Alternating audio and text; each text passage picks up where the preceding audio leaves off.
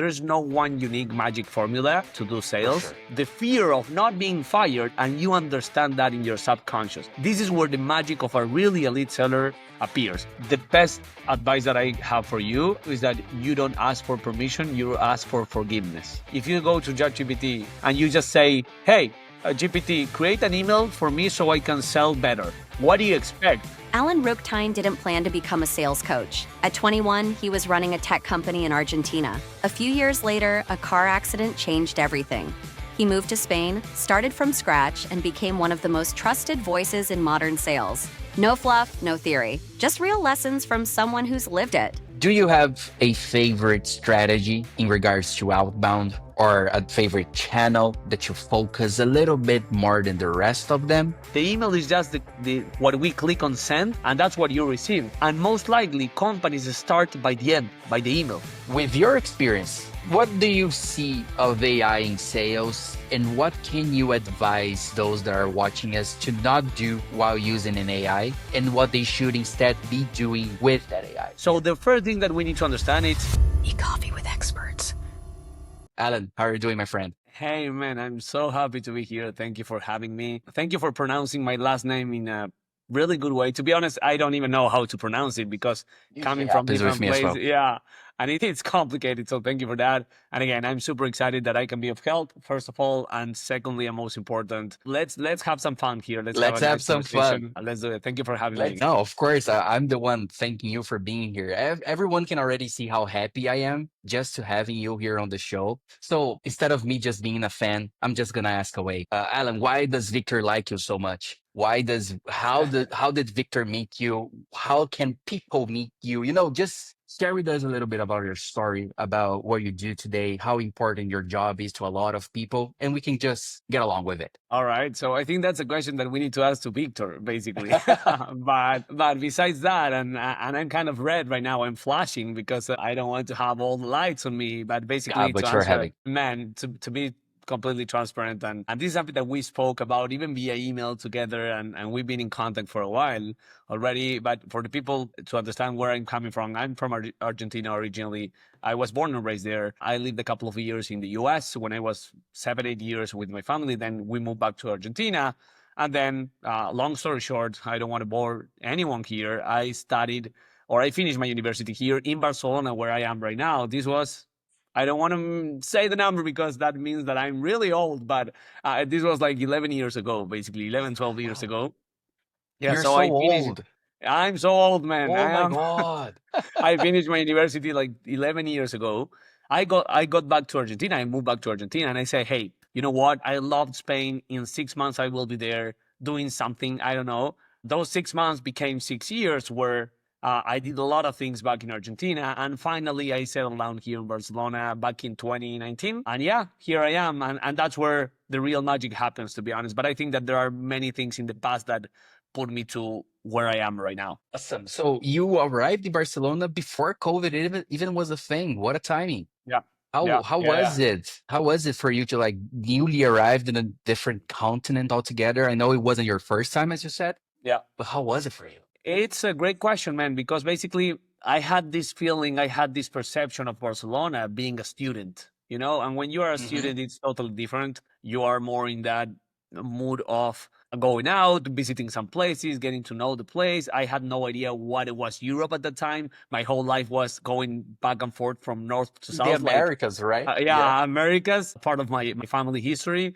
And then when I came this way, like crossing the Atlantic, I was like, okay, this is something that I liked. There are a lot of opportunities here. There is a place that I feel comfortable to live with.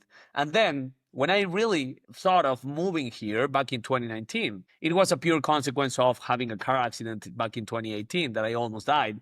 I always Oh, say this, wow. and I'm laughing, but it's real. I mean, I had back in Argentina, my answering to your question, but basically back in Argentina, I built my own software factory. We did kind of everything there: audiovisual production, community management. We built apps for clients. We built our own apps. Then we did all this virtual reality stuff that back in 2015 in Latin America, this was like, oh, you put like a helmet in your head and you are seeing some things, where are you coming from? Are you coming from Yeah. Mars, you know? Yeah, And we were it's selling magic. those things for universities, for real estate, I mean, it was so fun. But the thing is, I was 21, 22 years old. I got more than, or we were at that time more than 20, 25 people in the company. So I got burnout, man. I was doing from the cleaning to the closing, in the cooking in the middle, like everything, you know. I learned a lot. So I was full of stress. 2018, I had a car accident with my business partner. It was a serious one. So I say, hey, I need to go out. I sold my part to my colleagues. And 3 months later, I was here. I started working with a couple of friends. We were living together here, two another friends from Argentina as well. One was living in Milan. The other one was living in Paris. And we got together here. Oh, We that's built nice. our own database newsletter product, and we started selling that. By the end of 2019, I jumped, and this is where my career, let's say, not officially, but officially in Europe, start as a seller. Let's say I jump into a no-code chatbot builder as a SDR/AE, doing a little bit of sales. COVID hit. So my answer to that question was COVID something that was, I mean, it's totally new for us at the time. You lived it as well. And for me, it was crazy because I wanted the citizenship. I didn't have the Spanish or European citizenship at that point. So the COVID for technology, you know how it works, that every tech company out there was selling like crazy. Right. Yeah. So that at some It point was. I was working like 24 hours a day, but I was super happy because the company told me, Alan, we are open to making you a working visa, right? But we need to see if you are good or not, right? And that makes sense. And I own everything to that company. The That's people from nice. that company is my family. They are my friends. And COVID helped me because I started selling like crazy. I was like Same. the best seller ever, but never believe a seller telling you I am the best seller if they were selling during COVID, because everyone was the best, you know? It was easier, right? Everybody It was was easy. playing. It was easy. It was Yeah. easy. When emotions comes in, everyone was with fear, what's going on, so you can sell better. And that, I mean, to be honest, within my point of view, it was amazing. I don't want another COVID, never again. But business-wise, yeah, impacted me in a positive way, let's say. That's great to know. I actually had a very similar, as you said, a lot of sellers had a very similar situation. In COVID, I was working for a social listening platform, and then I went to a no-code chatbot platform at the time called MessageBird. So I understand what you're saying. The inbound leads were crazy. Everybody wanted to invest. And not only that, but I remember that a lot of companies were doing the digital transition for the first time. Yeah, we were They were. competitors, so we understood the market. I was at Landbot at that time. So that's it. Yeah. So that's it. Yeah, You know how it was it crazy. is. And Yeah. then I met you, as I said at the beginning, at Modern Seller, at the course that you sell by your own name, under your own name. I want to dive deep into this a little bit later. But first, before we even start talking about the Modern Seller, you also have a sales consultancy, if I'm correct. Isn't that it? You're right. Yeah, And you're right. I imagine that. So we had Alan like being a sales guy for a lot of companies, but for multiple companies throughout your journey. And then eventually 30 years after you graduated, right? You graduated in 1980, as you said. So 30 years after you graduated, now you are helping younglings like me to get better into sales. Why did you decide to move to this path? How was it at first? How much did you like doing it? That's an amazing question. And if you allow me one extra minute, you notice that I like speaking and I love having these kind of conversations. But in order to be, how can I put this, like honest with my feelings and towards you, I need to go a little bit behind the scenes or backwards to basically explain basically answer the question. I have no idea why I got into sales consultancy, but I knew something at the beginning, since the beginning of the journey. Remember that I just told you, like, hey, where I'm coming from puts me to where I am right now. And this starts basically in my childhood and a lot of conversations, but a couple of them that I have in my mind right now with my parents, that they are, I mean, how can I put this? Like, they are my North Star. My parents are That's 100%, if not 200% entrepreneurs. They have this DNA of doing things. Don't settle down. If you fail, it's okay. You will fail again, but make sure that you have the assets, the skills, the learnings, the know-how, the knowledge in order to overcome that bottleneck, that objection, that problem, that challenge, that failure, whatever it is.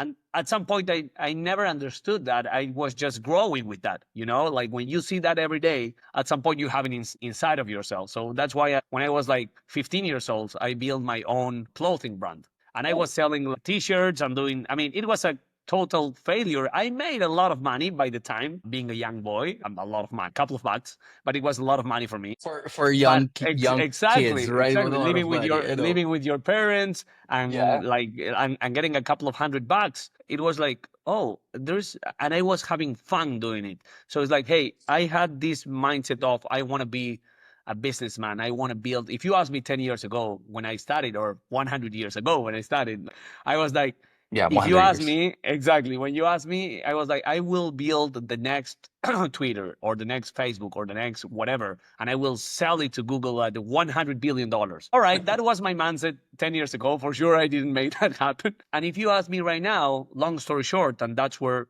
the answer starts to appear for your question, that right now, based on everything that I was learning when I was young and in my childhood, and based on my parents' learnings and so on, right now I put as a priority, and we spoke about this off the record, let's say, my priorities right now, for sure, the financial freedom is important, the money is important. Whoever is telling you, no, I don't do it because of the money, they are lying to you. Maybe at the beginning because you need to learn, and we always need to learn, but that doesn't mean that you cannot earn money, right? So it's part of the business. What I'm saying is that right now, I don't want to be the next Mark Zuckerberg or the next Jeff Bezos. I just want to earn my own good money to travel with my girlfriend, to go to Argentina to visit my family 2-3 times a year if I want, to bring my parents and give them a little bit back of what they gave to me during my life. So have that financial freedom and and freedom of time, like Mhm. do whatever you want. If we want to have this at 11 a.m. in our time, having this conversation, go and have a coffee, go into the gym, whatever you want. That's my priority right now. So, I'm working like crazy, but I'm putting that as a priority. Why sales consultancy? Because I knew from the moment that I joined that no-code chatbot builder back in 2019 that whenever I got that citizenship, I didn't know that it was going to be in 3 years, 5 years, 10 years. Eventually, I knew that I was going to be an entrepreneur. I had that clear. I knew that I was building my own business. And as a consequence, it was totally natural after starting posting on LinkedIn about what I was doing, selling, handling objections, building teams, my whole journey as a sales manager, enterprise account executive, creating outbound flows, etc. A lot of companies starting to reach out to me saying, hey, can you give us a hand with that? So I say, hey, there's something here. So it's something that I like doing. It's something that I can monetize.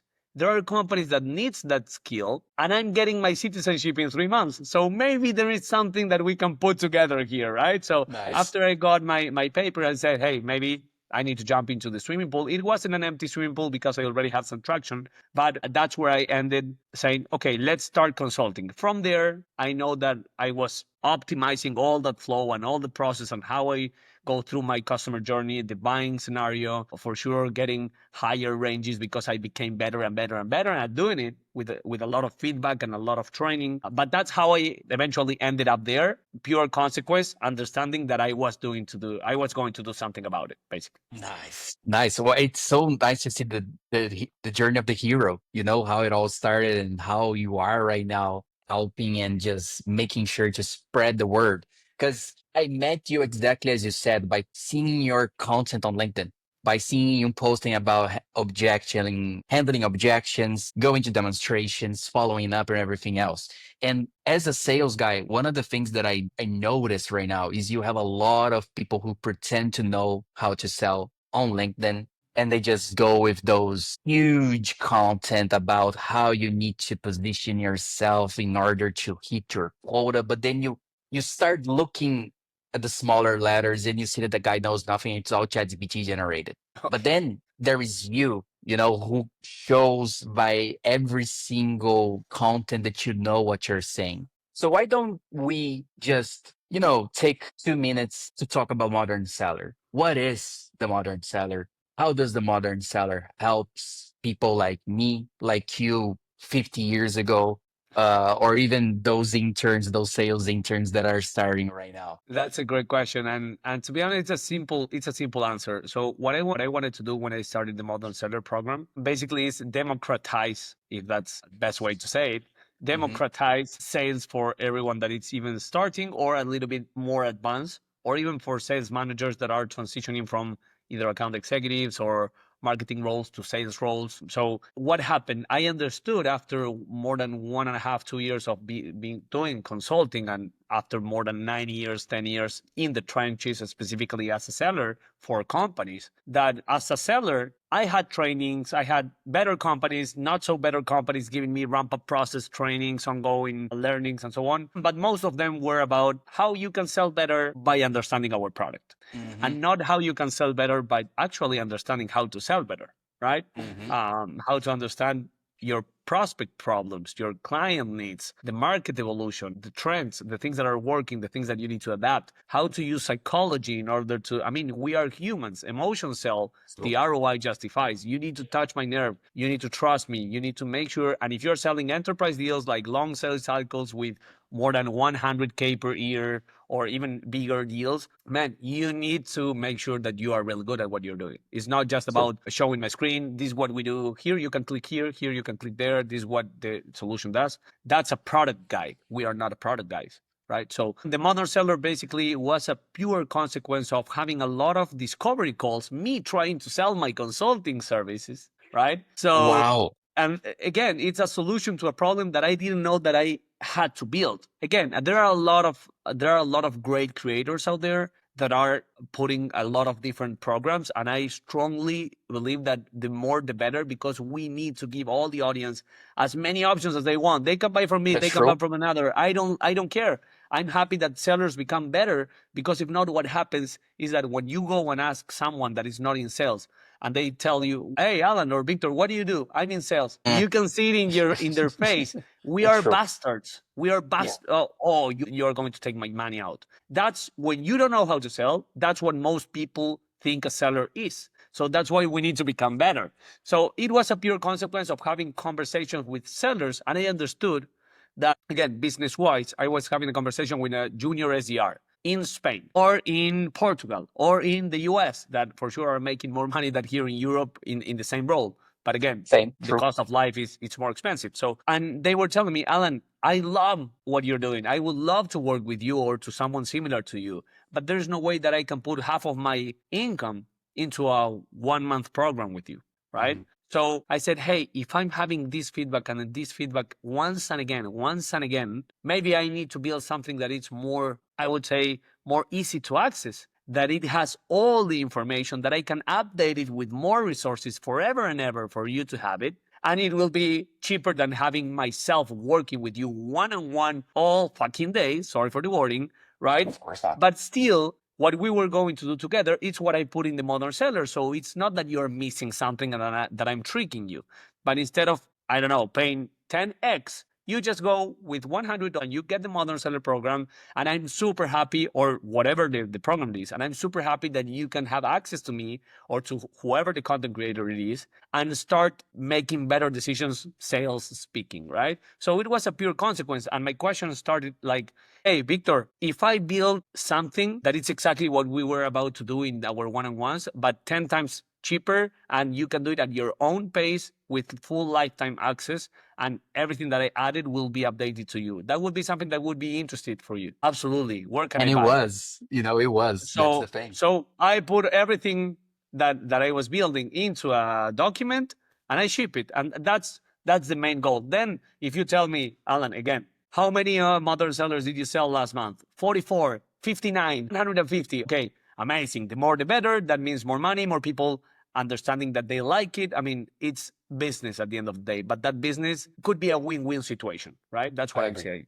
Awesome. Great to know. Great to know about how it all worked and how it all started. And now that we have this covered, I think we can start going to the questions, the more technical ones for those sales or those marketing people or those agency owners that are watching us and are, Let's go. craving for some of those juice that you sell. You mentioned some minutes ago about how sales at the end of the day can be a very emotional thing because people are emotional. They try to become more rational, but at the end of the day, sometimes they get, as we say, FOMO. They fear of missing out something that's very big in the market, like AI is, right? So a lot of companies just decided to put an AI button in their SaaS, sometimes with no need whatsoever, but they didn't want to miss the AI train.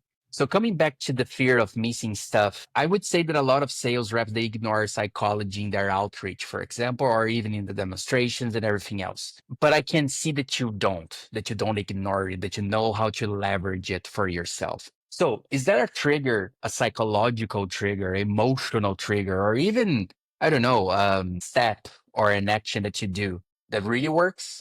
I would put it in this way, to be honest. I mean, there's no one unique magic formula to do For sales. sure. There's no one golden bullet to become a VP or head of sales in less I than wish six there months.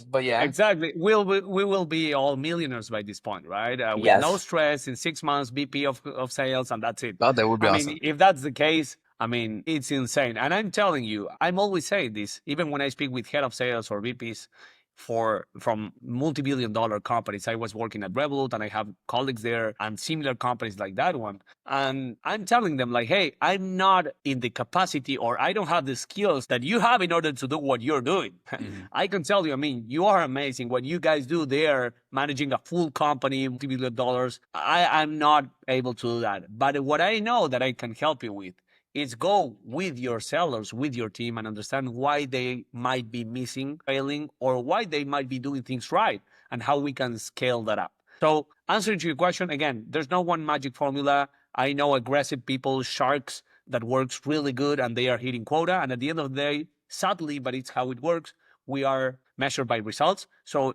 I don't care if you are at some point insulting people. If you're hitting quota in the startup world, you are the best. Unfortunately, this is the way, and we need to be clear Yeah. about it, right? Yeah. I'm against that. There are some boundaries, but this happens. And then you have another kind of people that the challenger style, or the ones that are building relationships, and all of them are okay. What I'm saying is that there is something that we try to rationalize.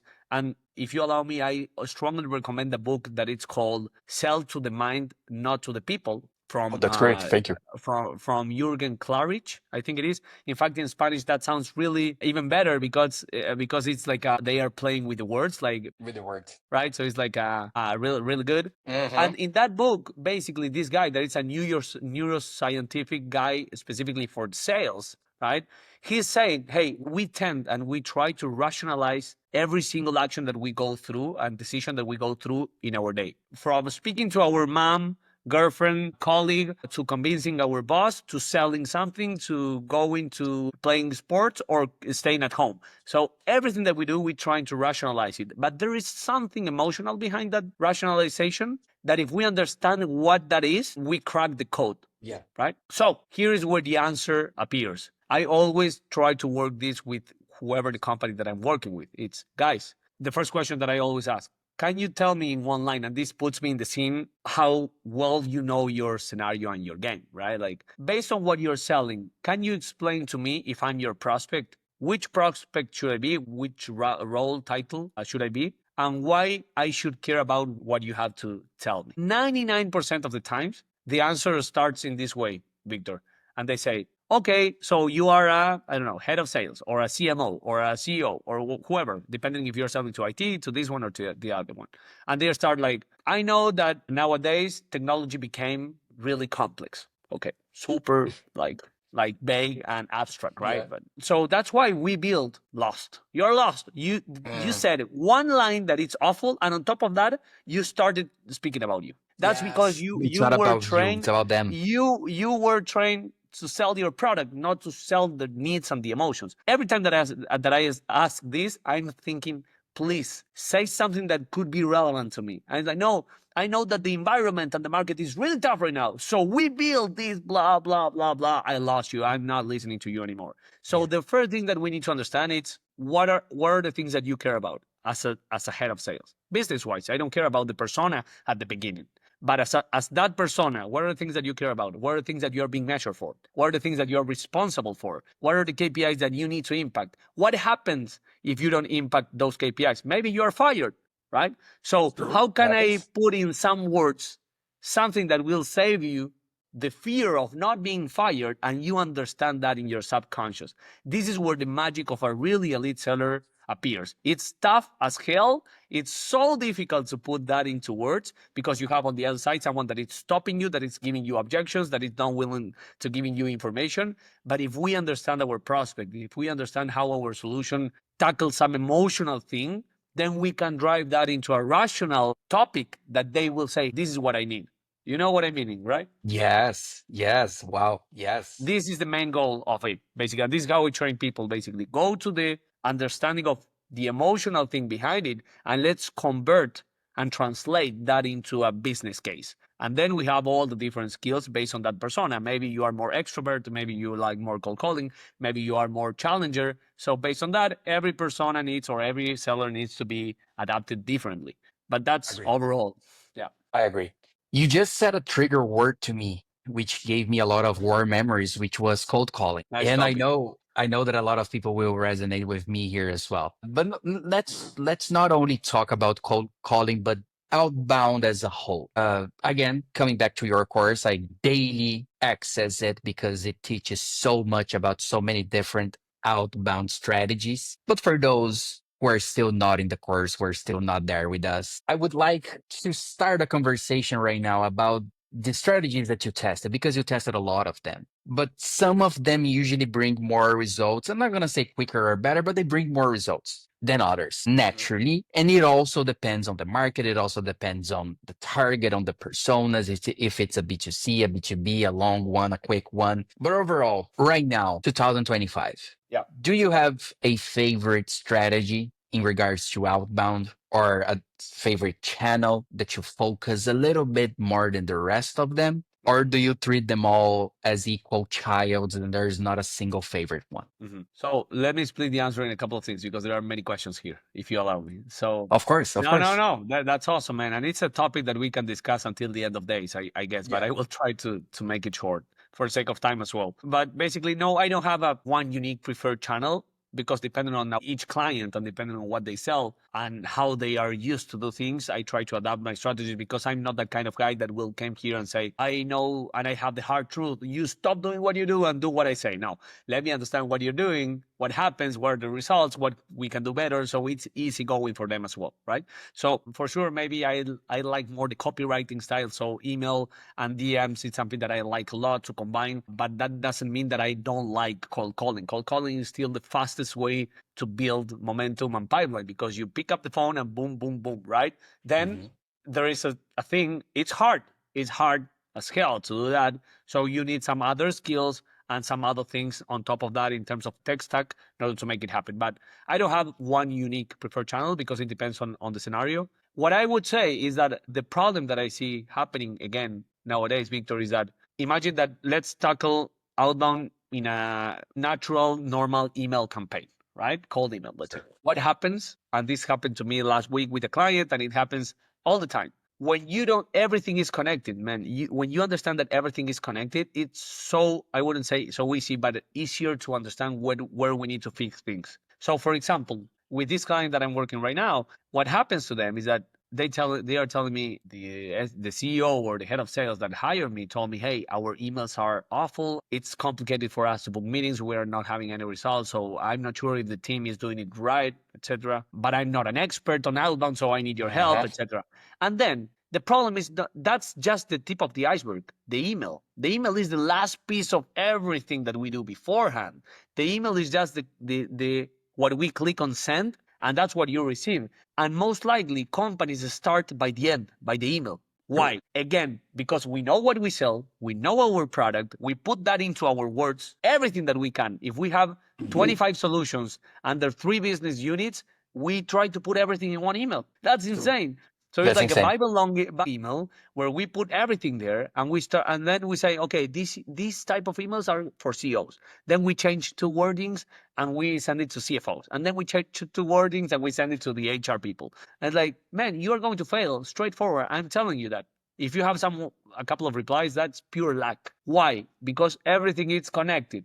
Because the emotional things are important. And on top of that, we need to understand what are the things that are happening in the market, like triggering signals, intents. We can leverage a lot of tools right now, but at the end of the day, that ends in a copy that it's a psychological copy. So if I understand that Victor is living in X country doing this X action, that could be my buyer persona, that is leading this X type of company. And like Victor, we can find 100 million extra lookalikes exactly or similar to you. And that on top of that, we start adding more layers of filtering, understanding if the right time, if it is the right moment, if it is the right message, what is the offer that I have to share with you, the message, why you should care about what I have to say to you, what are the things that I can impact on your subconscious in an emotional thing for you to say, you know what, I need to learn more about this so I can pull you into a call. I understand all these steps, then the copy, the message, the framework, the email that you will build, it's a pure consequence.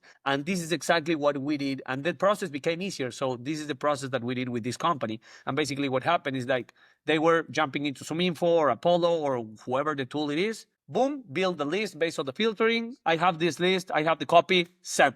Zero results. So what can we do? Wait, why are you filtering that way? Who are you selling it to? Let's break down your offers. Why that offer matters more to that prospect or the other? What are the things that we need to understand about the prospect? What are the emotional KPIs and symptoms that we need to double down on? So if we understand and we filter this campaign by this narrow down, so we are sending an email that is saying specifically what you need to read or what you want to hear, right? So the consequence is the email, not the starting point. And this is what most likely we have it fucked up in our brain, you know? It is true. It is true. And not only, as you said, I receive daily emails as myself, the target for the company. So as the buyer, and it's easy to understand that not a lot of people still get it. They think that just because they are every day in their office, everyone else will know exactly what they do. So sometimes they don't use enough words, or the other way around, right? They just go and send like a shopping list, I and you hate get that. scared. Not only scared, but like right now it looks spammy when you have such a long email. I know that a lot of people focus on personalization, and it is very important indeed. But at the same time, I'm also seeing now bringing it to my marketing market, to the service market itself. So many buyers are exhausted.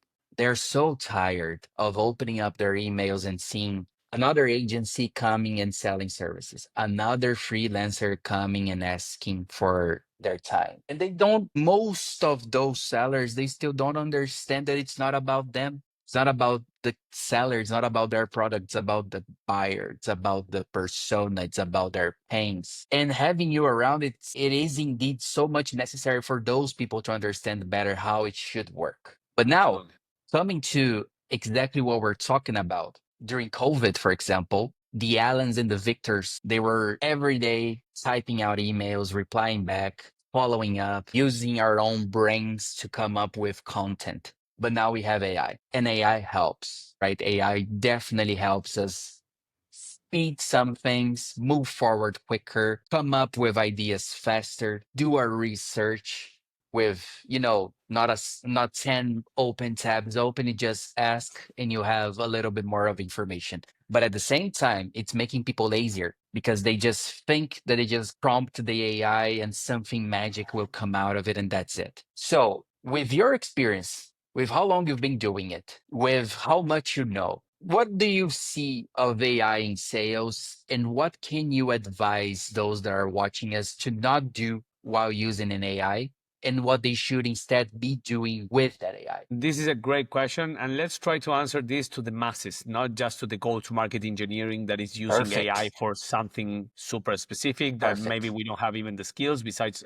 I'm running some campaigns within Clay or these kind of tools. But let's go to the simple seller or even to the simple whoever is that is listening to us that says, I jump into ChatGPT, but it's not giving me the answers or the information that I sometimes I would like expect. Okay. So the first thing that I would say, and it took me a while to understand this. And if you see my prompts are like 1-page prompts in order to make Mm-hmm. sure that GPT is doing what I Mm-hmm. expect they are doing. So don't suffer. And this is where the frustration and the first, that feeling of maybe this is not for me or we need to wait a lot. I mean, our job is safe because this is shit, right? So what I'm saying here is that if you go to ChatGPT and don't give, like, if you give zero context about who you are, what you sell, What's your product about? What's your company about? What's your prospect about? How they look like? What are their objections, etc., etc., etc. You need to build a book in the prompt, and you just say, "Hey, GPT, create an email for me so I can sell better." What do you expect? I mean, Right. it's like when someone is telling me I like to cook, but I know 2 or 3 recipes. I'm really good at 2 or 3 recipes plus barbecue. That is pretty Argentinian, right? So, but if I you wish I ask me had one to right make, now. I wish, man, I'm dying.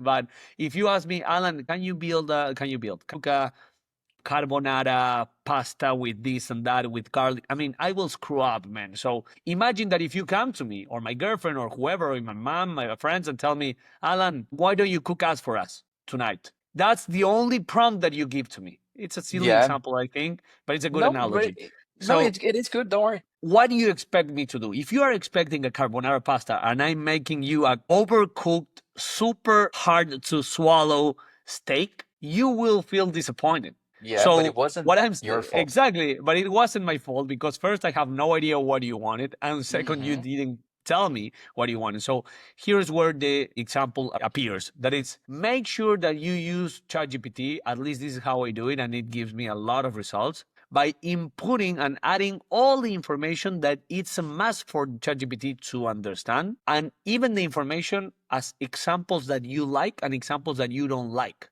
and forbidden things. So, for example, imagine that you have an email, or you receive an email, or you have a framework that you like a lot. So then you go to ChatGPT and you say, "Hey, act like a plus 25 years expert in prospecting within outbound B2B tech sales methodologies. Now I want you to understand everything that I do so you have a clear analysis of who you are. This is my company, this is what we sell, this is who we sell to, these are the industry that we go after, these are the best clients that we might have, these are not the best clients that we don't want, blah, blah, blah, blah. The more, the better. These are the pain points that we solve, use cases, blah, blah. From Hmm. here, I want you to build the 4-step email campaign in which all the emails are in the same thread with the same subject line. Don't assume, just let him know. Here are 5 emails that I really like, and I want you to follow the same structure, the same length, the same copywriting style. Don't use buzzwords, don't use jargon. Do it in 5 great language. Try to avoid inventing or making things up. Give me 3 variants per each and make it in less than 50 words each email. Boom. You have the first draft. From there, you refine and you refine and you refine. No emojis, no this, no that. This is how you build it. And it takes time for sure because you have to explain to the ChatGPT your whole life, basically. But that's how you get better results. Once you have it once, you copy that prompt, you save it into a Google Doc or whatever, and then you just change that based on the campaign, the trigger, the persona, etc. And boom, you have a repeatable, scalable process. Easy? Yes. It takes time to understand it? Yes, as well. Yes. So again, AI, I'm huge pro fan of AI. AI will help us. AI is here to basically improve our processes. I mean, it's silly for me to say that AI won't replace a couple of jobs or roles because this will happen. The same as 100 years ago when the industrial revolution and the machines changed the way that We lived, employees we worked. worked. Yeah, Yeah. exactly. So right now it's with technology. But that being said, it's easier for us at this point to understand how it works. So we are better and we have more knowledge on top of what we are doing right now. So this is how I would suggest And I think using it. for anybody else who's watching and is like, man, Alan, I love this prompt. Can you share more? Of course you can share more. The link for the Modern Seller course will be down in the description. That's how I met Alan. We were just talking about it. It's because it's accessible. Not only accessible, it's much not the word, but it's super worth your money. It's super worth your time. That's for sure. I'm a student. I'm still here to this day using it. So I think I can testify for that. But now, in closing statement and closing question, Alan, we are running out of time and I don't want to keep you longer than Yes. necessary here.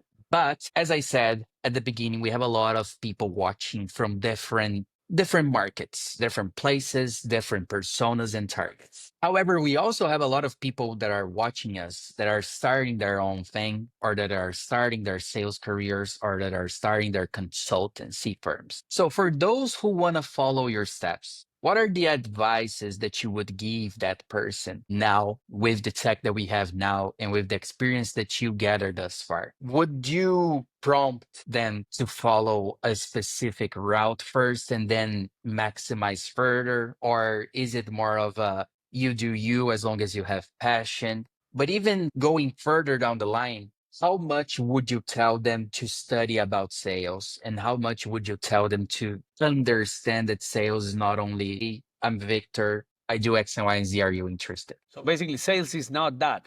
It's exactly the opposite. That's the problem when you jump, and that's a market problem, not a persona problem, and crisis and economics problem. That whenever you need a solution, you need it for yesterday, basically. And that's why you have your manager telling you, call more, do this, do that, because the manager is having someone on top of you breathing in your Mhm. neck saying, do more, get more results, right?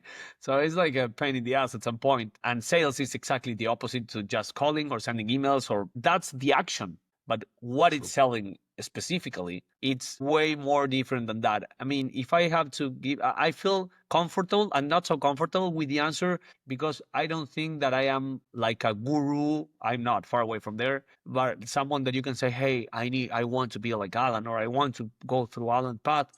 Because I don't see that my past was super exciting. It was like I was an entrepreneur in Argentina. I built some stuff. I failed a lot, but I was super passionate about it because I knew that I like sales. I love Mhm. sales. And I love sales exactly the same way that I love it right now. I love it 12 years ago or 15 years ago when I started.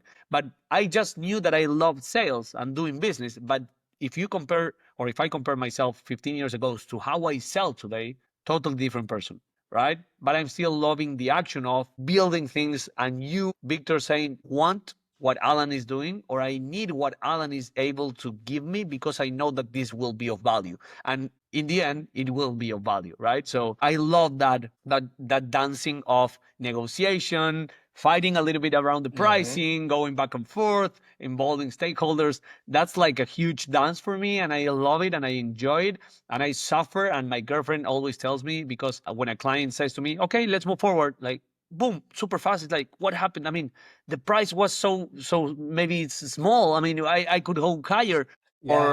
or I mean, what happened here? Or when they are ghosting me, it's like I knew that I had to do this. I knew, but I didn't do it. I didn't ask that question. So I'm always kidding on myself. So to put it into a nutshell, I think that there's no one unique persona. I mean, I can speak with the people that likes and love sales, not the ones that are in sales because it's the trend of the moment that being in sales in tech or similar. True. If you like sales, if you want to go through the path, either to become your own CEO or a VP or a head of or whoever you want to be, or then jumping into your own business and be an entrepreneur, go for it. The best advice that I have for you, as one time one of my ex former managers told me, that it's a really good friend of mine, is that Alan, you know what I like about you is that you don't ask for permission, you ask for forgiveness. That's nice. Meaning that you do, man, you are a doer, and that's what we need in a startup world, at least, not in the Mhm. corporate world where you have more processes and everything is more like slow. Say, man, I am a doer. I need to build more skills. If you're not going to give me those skills, I have YouTube. I have a book. I have a friend of mine. I will shadow whoever it is. I mean, there are so many sources that you can use in order to get better. Those 30 minutes that you use for Netflix, I'm not saying don't use Netflix. I love watching series. Mhm. I hate that people that tells you, wake up at 4 a.m. in the morning, go Oh, run yeah. 100 kilometers, then do this, then do that. You will become the best. Maybe you will. Maybe you will. I know that I won't be the next Messi, Jeff Bezos, Cristiano Ronaldo, or whoever it is. I know that I will be really good doing what I know that I'm good at and enjoying life. So 99% of the people is like that. So enjoy your life, enjoy your time off, shut off Friday, Saturday, Sunday, or just the weekend or whatever you want. But during the actual efficient hours, become better, learn more, shadow more, optimize your process, make the other people around yourself feel that they need to be around you because you are becoming better with them, because of them, and on top of them, right? And that's what I would recommend. Then everyone is building their own journey. I have friends that are killing it in companies, and I'm saying, hey, I forget what is to have a boss telling me you do this or you do that or presenting something, and I don't think that I can get back to that. But my client is my boss at some point because they are demanding, right? And they are telling me, you're fucking crazy being a consultant. Every month you start from scratch. You need to build everything. I get this good amount of commissions and I'm happy about it, and that's it. So it's wrong, it's better, it's worse. No, it's just the path that you want to take. But in order to have a success, you need to be good at what you do. That's it. That's it. I wish we could achieve Messi's level quicker, but if we could, he wouldn't be Messi. He wouldn't be the best player of the entire history of football, Absolutely. right? He Absolutely. wouldn't. Absolutely. That's it. Absolutely. That's it, All Alan, right. my friend. What a pleasure! What an episode! Thank you so much for being here. Thank you so much for sharing. As I said, I'm a fan, and I'm even bigger of a fan right now. You're such a nice person to talk, and you shared so much willingly. So just thank you, really, thank you for being here. We always appreciate the experts that come and share most about what made them happy. Not only what made them successful, but what made them happy. Because nowadays people are very much considering this first instead of just going and hustling for more and more money. At the end of the day, sometimes Absolutely. it's not what we need, right? No, So there we not at have all. it. There we have Man, it. thank you very much. Thank you. Thank you for It everyone was else. This has been Victor. You're going to have all of Alan's links down in the description below. His LinkedIn, his Modern Seller course website, his website, his own website as well. Easy to touch, easy to get in touch with Alan, easy to get a hold and ask yourself the questions that you need. You see the guy, he's super accessible. So just go for it. I Alan. am. I'm super happy to chat with people. Thank you for having me. This is Awesome. just the first of many conversations that we'll have. That's it. So thank you That's very what I much, was man. going to say. I appreciate it. That's it. Thank you.